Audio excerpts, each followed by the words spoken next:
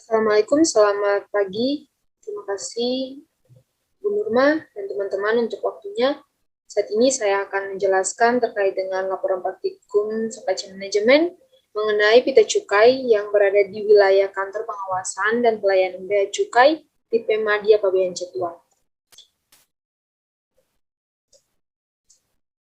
Di sini saya sendiri yaitu Prilika Dulu dengan nomor induk mahasiswa 1814539 dari kelas logistik 4A.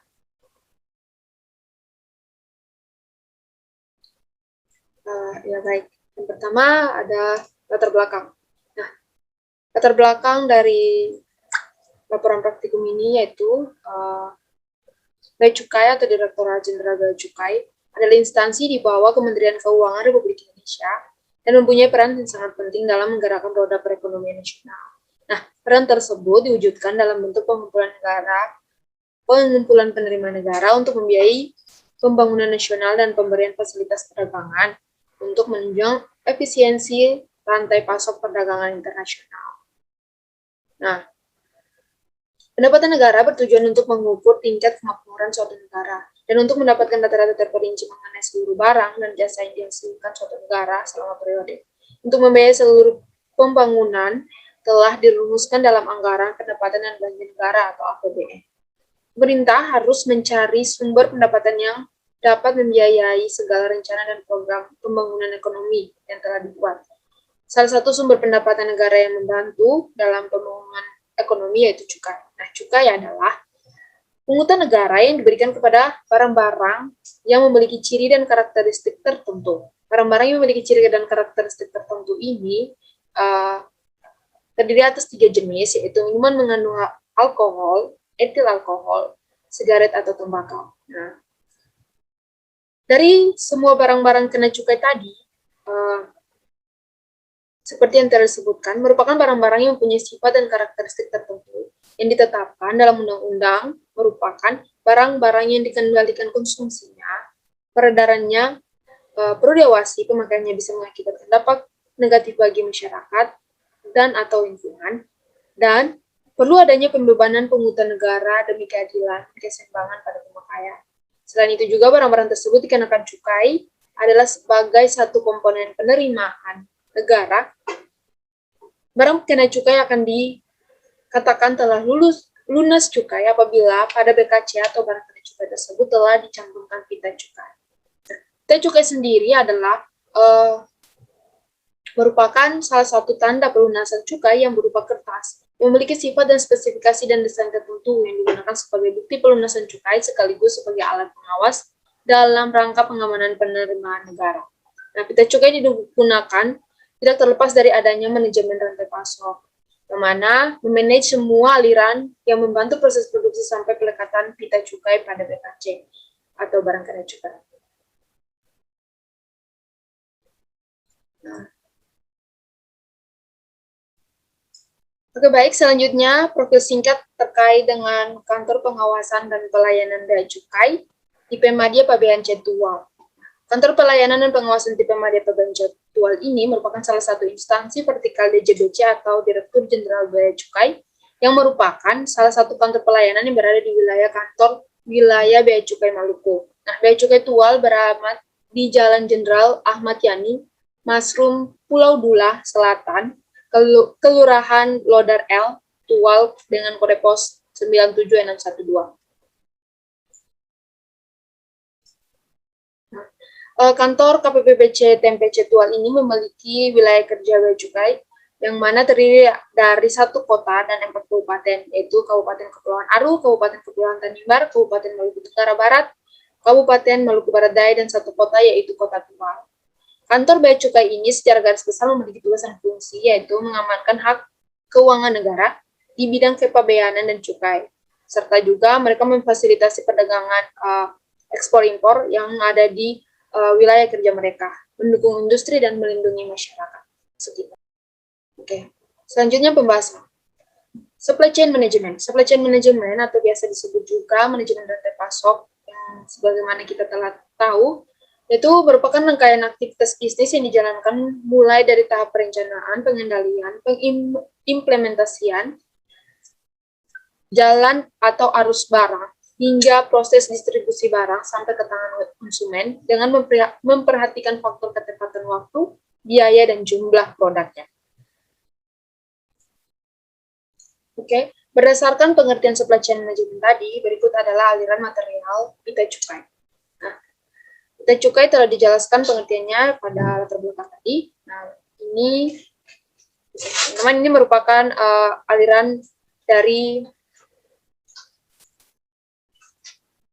aliran material pita cukai. Nah, pita cukai merupakan satu-satunya produk yang dijual oleh bea cukai, yang mana proses produksinya dilakukan oleh peruri. Nah, peruri dalam produksi pita cukai ini melakukan pemesanan bahan baku berupa kertas kepada pemasok kertas, yang kemudian dilakukan proses produksi. Nah, pada proses produksi ini melalui beberapa tahap, yaitu pertama desain, kemudian dicetak, setelah dicetak, kemudian pita cukai tadi disortir berdasarkan jenisnya, apakah ini pita cukai MMEA, atau HT, atau sebagainya. Kemudian setelah disortir, pita cukai itu kemudian di-packing, dan setelah itu menjadi barang finish. Setelah menjadi finish, sampai pada finish, kemudian didistribusikan dari peruri distribusikan ke Kemenkeu. Nah, kemudian dari Kemenkeu memberikannya ke DJBC dan disalurkan lagi ke bea cukai tual. Nah, pada pita cukai yang telah jadi atau akan didistribusikan tadi sebelumnya, akan dicek kembali untuk memastikan agar tidak ada kesalahan. Kemudian distribusikan, dipergunakan untuk pelunasan cukai oleh pengusaha BKC. Nah, ini alirannya. Jadi dari pemasok memberikan kertas kepada peruri kemudian melakukan produksi dengan melalui tahap desain, cetak, sortir, kemudian di-packing, dan menjadi barang jadi, yaitu finish dari pita cukai. Setelah itu, peruri melakukan distribusi ke Kemenkeu, dan Kemenkeu lanjutkan ke bea cukai. Setelah ke bea cukai kantor atau pengawasan setempat, mereka berikan kepada pengusaha BKC. Nah, selanjutnya adalah aliran informasi. Aliran informasi pada KPPBC dan PC Tual yang akan dijelaskan di sini merupakan aliran informasi terkait dengan persediaan pita cukai. Nah, teman-teman dan ibu, ini adalah aliran informasi yang saya dapatkan. Nah, pada aliran pertama yang ditandai dengan garis putus-putus berwarna biru ini, yang dimulai dari pengusaha BKC ke DJBC atau KPPBC, kemudian ke Kemenkeu dan peruri, ini merupakan informasi yang mana dari pengusaha BKC melakukan permohonan persediaan pita cukai ke DJBC atau ke PPBC Tual, yang kemudian dari DJBC ke PPBC Tual melakukannya mengajukan kembali permohonan tersebut dari pengusaha ke Kemenkeu. Kemudian Kemenkeu melakukan pemesanan pita cukai ke peruri. Setelah dilakukan pemesanan dan dicetak pita cukainya oleh peruri mengembalikannya, mendistribusikannya kepada Kemenkeu. Setelah dari Kemenkeu memberikan ke DJBC atau KPPC setempat dan diberikan kepada pengusaha BKC. Tetapi pada proses setelah di DJBC atau KPPC ini, pita cukai tidak serta-merta langsung diberikan kepada pengusaha berdasarkan permohonan yang diberikan. Karena pada saat pemberian pita cukai kepada pengusaha ini merupakan proses yang begitu panjang, yang mana membutuhkan beberapa tahapan pendelegasian atau penandatanganan beberapa dokumen-dokumen penting yang akan menjadi pertimbangan oleh DJBC kepada pengusaha BKC ini. Oke. Nah, mungkin ini adalah beberapa tahap proses pemesanan pita cukai yang dilakukan oleh pengusaha BKC pada saat pemesanan pita cukai di kantor pengawasan setempat atau DJBC. Nah, yang pertama, di sini pengusaha melakukan pengajuan CK1. CK1 ini merupakan dokumen permohonan pemesanan terhadap pita cukai. Tergantung pita cukainya apa, untuk jenis BKC seperti apa, minuman alkohol kah, atau rokok. Kemudian ada juga SSPCP atau jaminan. Setelah pengisian formulir ini merupakan beberapa formulir, pengusaha melakukan pengisian dan memberikannya kepada pejabat di kantor KPPBC. Setelah diberikan, akan dilakukan pemeriksaan oleh pejabat di kantor tersebut. Nah, beberapa pertimbangan yang dilakukan adalah meneliti kebenaran pengisian CK1, terus merekam data CK1 dalam SAC. Yang ketiga, memvalidasi dan memberikan nomor CK1 dan dalam SAC. Dan yang keempat, merekam jaminan dan BPJ. Nah, setelah melakukan pertimbangan ini dan melakukan beberapa tahapan tadi, kemudian pejabat Bea Cukai tadi memberikan dokumen-dokumen tadi kepada bagian Kasubsi Perbendaharaan dan Pelayanan. Nah, di sini Kasubsi Perbendaharaan dan Pelayanan melakukan pengecekan kembali dan menandatangani beberapa dokumen-dokumen yang telah diperiksa tadi dan telah sesuai, yang mana telah sesuai dengan ketentuan-ketentuan yang berlaku. Setelah itu diperiksa kembali dan untuk memastikan apakah dokumen-dokumen tadi telah ditandatangani oleh perbendaharaan, Kasubsi Perbendaharaan. Nah, setelah diperiksa, di sini terbagi atas dua bagian lagi. Jika pengusaha membayar pita cukainya dengan kredit, maka jalurnya yaitu turun pada anak panah turun ini. Tetapi jika pembayarannya secara cash melalui bank, yaitu mengikuti jalur ini, atau tunai melewati jalur ini.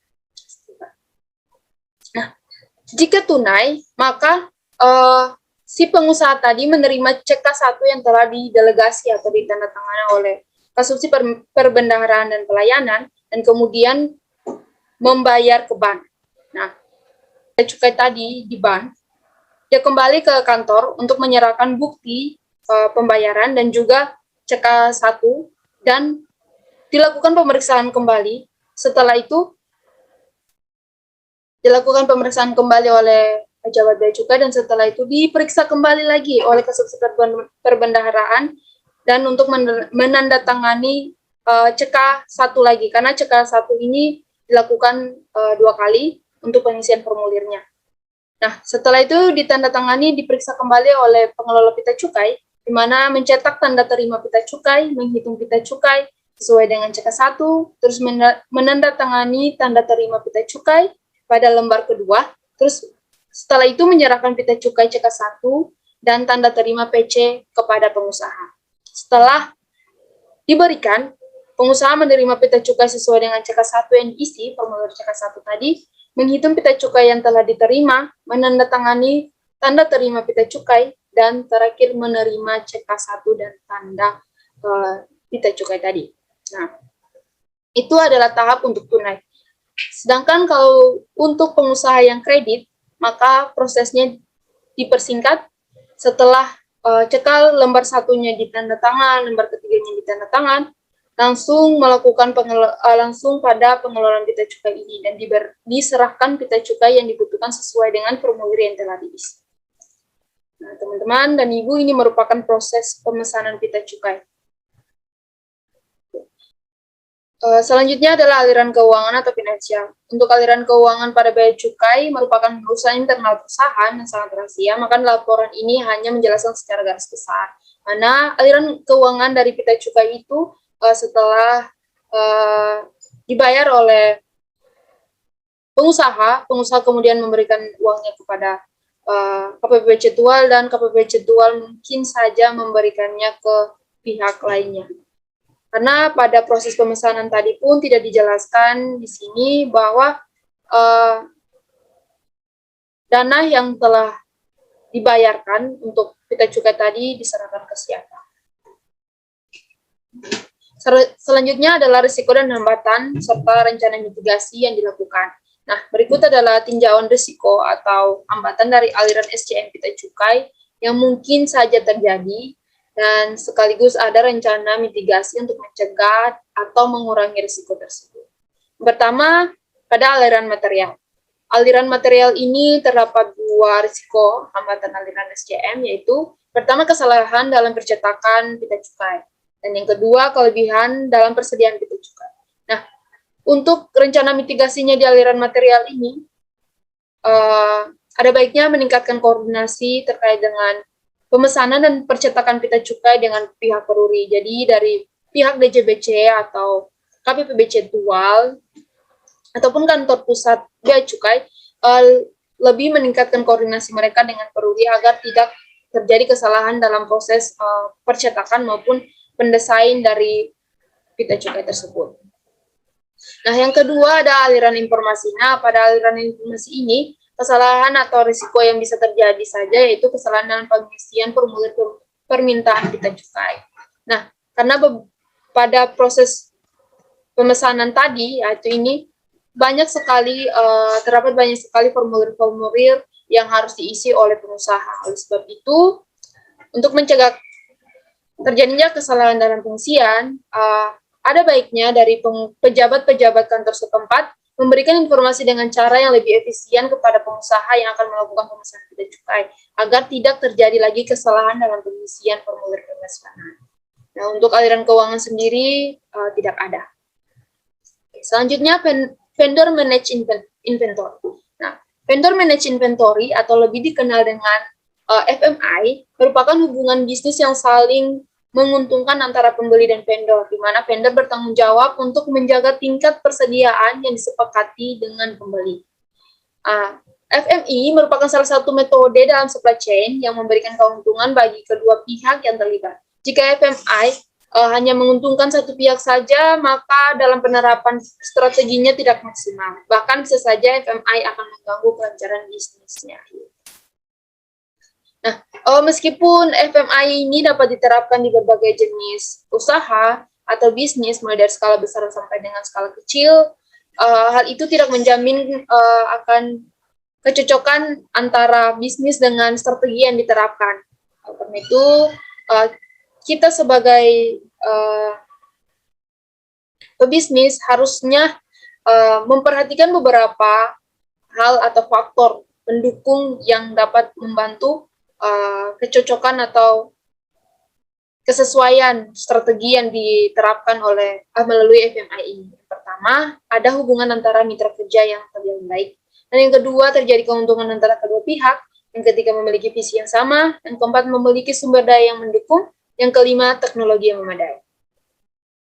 Nah, tujuan dari manage inventory ini, yang pertama, adanya manajemen ini dapat membantu untuk meminimalisir sumber daya yang akan dikeluarkan perusahaan. Perusahaan bisa mengintegrasikan sistem pengelolaan barang dengan sistem lainnya yang lebih canggih. Jadi, perusahaan bisa mendapatkan keuntungan dengan menghemat sumber daya dari tenaga, dana, dan waktu. Adanya kondisi ini bisa meningkatkan pemasukan yang lebih tinggi. Dan yang kedua, dengan adanya FMI ini diharapkan dapat menciptakan proses manajemen stok yang lebih baik pada sebuah perusahaan. Nah, penerapan vendor manage inventory di bea cukai Tual. Nah, dengan adanya penjelasan mengenai definisi dan tujuan terkait FMI di atas, maka secara tidak langsung KPPBC TMPC Tual itu telah menerapkan FMI ini, di mana dalam proses pemesanan pita cukai dilakukan dengan proses yang sudah teratur sesuai dengan SOP dan berlaku, dan juga dalam penerapannya pihak-pihak yang terlibat tidak dirugikan. Oke, berikutnya kesimpulan. Berdasarkan penjelasan terkait SCM pada pita cukai di atas, maka dapat disimpulkan terdapat 3 aliran rantai pasok pita cukai, yaitu aliran material, aliran informasi pemesanan pita cukai oleh pengusaha BKC, dan aliran keuangan. Dan yang kedua, ada beberapa risiko yang mungkin terjadi pada proses SCM, namun dengan adanya rencana mitigasi tersebut dapat membantu meminimalisir risiko yang ada. Saran yang dapat saya berikan yaitu kepada KPPBC TMPC Tual, kedepannya lebih diperhatikan rencana mitigasi terhadap risiko atau hambatan yang mungkin terjadi, agar tidak menghambat segala proses SCM yang ada di KPPBC Tual terkait dengan aliran pita cukai. Mungkin sekian dari saya. Terima kasih atas waktunya. Wassalamualaikum warahmatullahi wabarakatuh.